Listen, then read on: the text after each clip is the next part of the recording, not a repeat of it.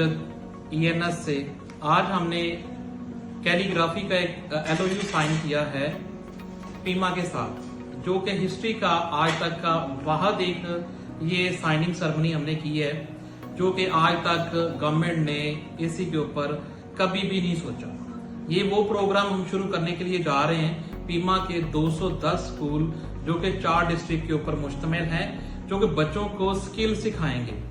खूबसूरत लिखाई, बनावट, ये सब कुछ जो है ना, आज हम इस प्रोग्राम की जो सेरेमनी हुई है, ये अगले 1 साल के अंदर 2026 के अंदर हम अपने बच्चों को सिखाएंगे, जो ताहयात उनके काम आएगी। उनका उर्दू, इंग्लिश, मैथ, साइंस अगर काम आए ना आए, पर जब बच्चा लिखेगा तो इस इनिशिएटिव को वो याद करेगा कि मुझे किसी ने कुछ सिखाया था।